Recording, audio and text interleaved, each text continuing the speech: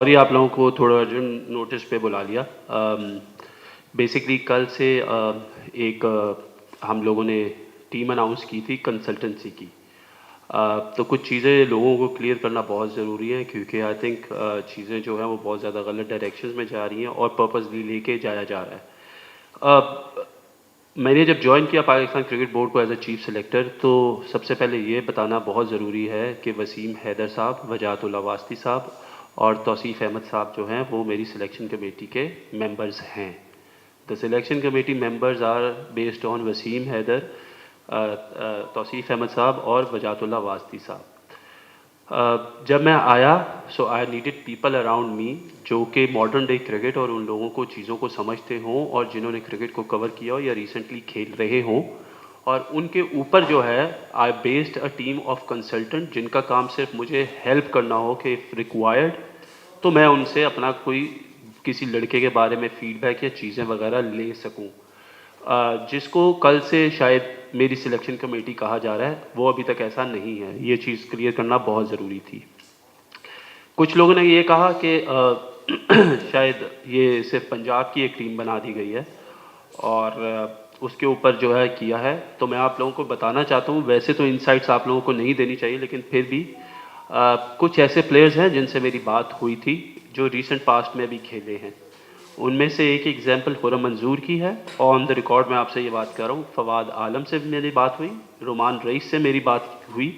उसके बाद मेरी बात जो है उस्मान चनवारी से हुई, और उसके बाद कुछ केपीके से कुछ लड़के जो पेशावर से जिस तरह डिस्कशंस में आए। एक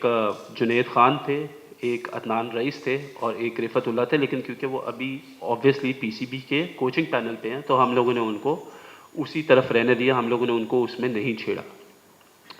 उसके बाद एक नाम के ऊपर बहुत ज़्यादा डिबेट हुई और वो नाम था सलमान भट्ट का, और उस नाम को लेके काफ़ी लोगों ने काफ़ी चीज़ें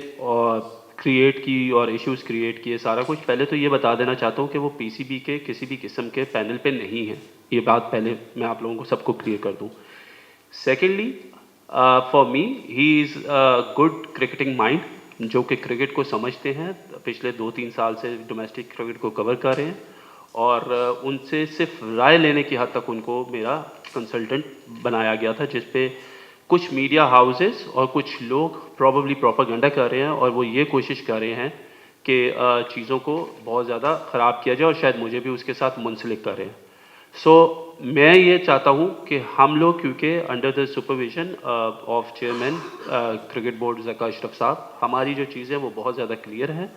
और मैं उनका शुक्रगुज़ार हूँ कि उन्होंने को जो मैंने रिकमेंडेशंस दी थी उस पे वो मुझे उन्होंने जो है वो उसकी इजाज़त दी कि अगर आप करना चाहते तो आप ज़रूर करें, क्योंकि एज अ चीफ सिलेक्टर ये मेरे डिसीजन है कि मेरे साथ काम करने वाले लोग कौन होंगे और मुझे किन की सपोर्ट चाहिए होगी। बट लोग मुझे और सलमान को साथ लेके काफ़ी ज़्यादा नेपोटिज्म कर रहे हैं, कुछ दोस्ती की बात करता है, कोई कुछ बात करता है। फॉर दैट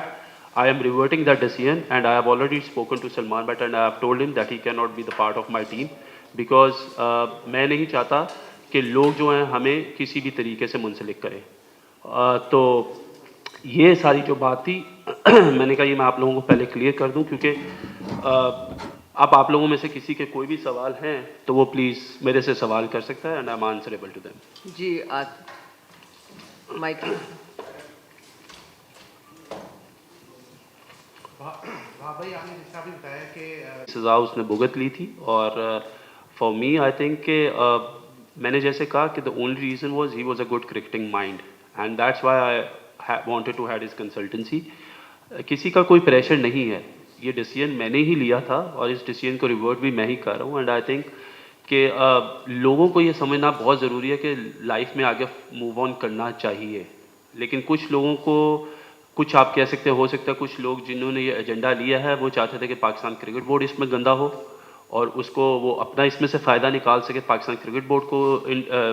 इंसल्ट करके। तो फॉर मी, क्योंकि मैं इस ऑर्गेनाइजेशन का अब हिस्सा हूँ, तो मैं नहीं चाहता कि ऐसी कोई भी चीज़ जो है, चाहे वो मेरे लिए भी डिसीजन पे जो है किसी के ऊपर आए, तो इस वजह से मैंने इस डिसीजन को वापस रिवर्ट किया।